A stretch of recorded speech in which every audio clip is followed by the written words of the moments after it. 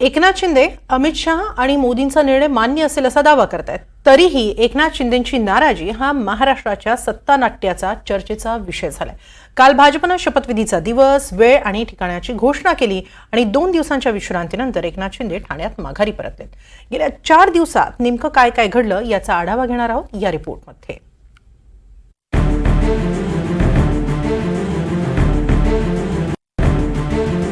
विधानसभा निवडणुकीत जनतेचा कौल स्पष्ट होता. भाजप 132, शिंदे गट 57 आणि अजित पवार गटाचे 41 आमदार. त्यामुळे मुख्यमंत्रीही भाजपचाच होणार हे देखील तितकंच स्पष्ट आहे. म्हणूनच एकनाथ शिंदेंनी मुख्यमंत्री पदावरचा दावा सोडला आणि भाजप ज्याच्या गळ्यात मुख्यमंत्री पदाची माळ घालेल त्याला पाठिंबा देण्याची तयारी दाखवली. सरकार बनवताना तुम्हाला निर्णय घेताना कुठलं काही असं अडचणीचं आहे किंवा अडचण आहे माझ्यामुळे किंवा आणखी कुणामुळे हे कधी मनात आणू नका. एकनाथ शिंदेंनी मुख्यमंत्री पदाच्या शर्यतीतून माघार घेतली खरी, मात्र ही माघार म्हणजे एकनाथ शिंदेंच्या राजकीय भविष्यावर मोठा प्रश्नचिन्ह होती. मुख्यमंत्री एकनाथ शिंदेंचं पुढे काय हा पेच महायुतीत निर्माण झाला. सूत्रांच्या माहितीनुसार हा पेच सोडवण्यासाठी भाजप हायकमांडने शिंदेंसमोर 2 प्रस्ताव ठेवले. पहिला प्रस्ताव केंद्रात कॅबिनेट दर्जाचं मंत्रिपद आणि दुसरा प्रस्ताव महायुती 2.0 सरकारमध्ये उपमुख्यमंत्रीपद. मात्र शिंदेंनी हे दोन्ही प्रस्ताव फेटाळून भाजप हायकमांडसमोर आपल्या मागण्या ठेवल्या. त्यात पहिली मागणी होती श्रीकांत शिंदेंना उपमुख्यमंत्रीपद आणि दुसरी मागणी नव्या मंत्रिमंडळात शिंदे गटाचा गृहमंत्री.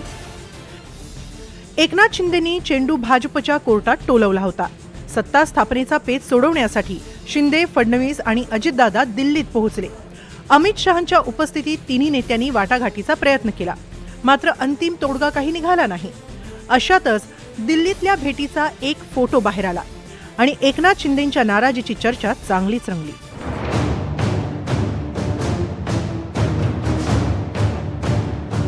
एकनाथ शिंदेंच्या चेहऱ्यावरचे भाव बरंच काही सांगून गेले.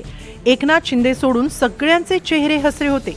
अर्थातच दिल्लीतल्या वाटाघाटीत शिंदेंना यश आलं नव्हतं, कारण गृह खातं सोडण्याची भाजपची तयारी नव्हती. एकनाथ शिंदे दिल्लीहून मुंबईला परतले आणि चर्चा सकारात्मक झाल्याचं माध्यमांसमोर सांगितलं. बैठक सकारात्मक झाली आणि काल तर मी माझी भूमिका स्पष्ट केली. आदरणीय प्रधानमंत्री मोदीजी आणि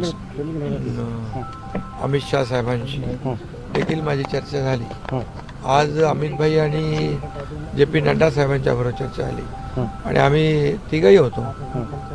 मी होतो, देवेंद्रजी होते, अजितदादा होते. बैठक अतिशय सकारात्मक झालेली आहे आणि पुन्हा उद्याही बैठक.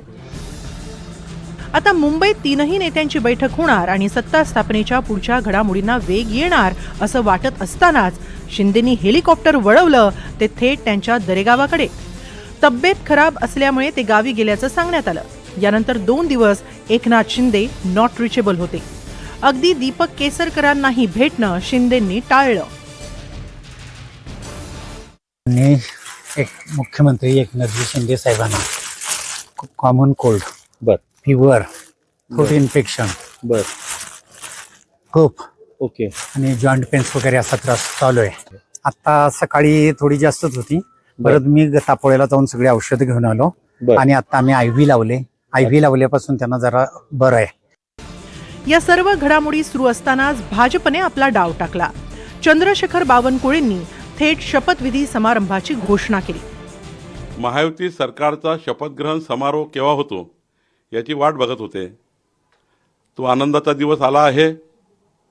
माननीय पंतप्रधान नरेंद्र मोदीजी यांच्या उपस्थितीमध्ये मुंबईच्या आझाद मैदानावर 5 डिसेंबर 2024ला 5 वाजता हा शपथग्रहण सोहळा संपन्न होणार आहे. मी महाराष्ट्राच्या जनतेला खूप खूप शुभेच्छा देतो. शपथविधीचा दिवस, वेळ आणि ठिकाण ठरलं, मात्र मुख्यमंत्री पदाची माळ कुणाच्या गळ्यात पडणार हे गुलदस्त्यातच राहिलं. शपथविधीची घोषणा हा भाजपकडून शिंदेंना इशारा असल्याचंही म्हटलं जात आहे. आलात तर सोबत, नाहीतर शिवाय अशी भूमिका भाजपकडून अवलंबली जाऊ शकते. चर्चा अजून सुरू आहेत. चर्चा खूप, आता तुम्हीच चर्चा करत असता. तुमच्या चर्चा खूप जास्ती असतात. त्यामुळे तुम्हाला एकच सांगतो, तुम्हाला एकच सांगतो, या सर्व चर्चा आहेत. आता एक बैठक आमची अमित भाईंच्या बरोबर झालेली आहे, दुसरी एक बैठक आमची होईल तिघांची, आणि त्या बैठकीमध्ये खूप साधक बाधक चर्चा होईल आणि त्यामधून योग्य तो निर्णय या महाराष्ट्राच्या हिताचा. बघा, आमच्यामध्ये तुम्हाला मी सांगतो, या जनतेने आम्हाला भरभरून दिलेलं आहे. गृहमंत्री पदासाठी आग्रही असलेले एकनाथ शिंदे अजूनही चर्चेतून मार्ग शोधण्याच्या प्रयत्नात आहेत.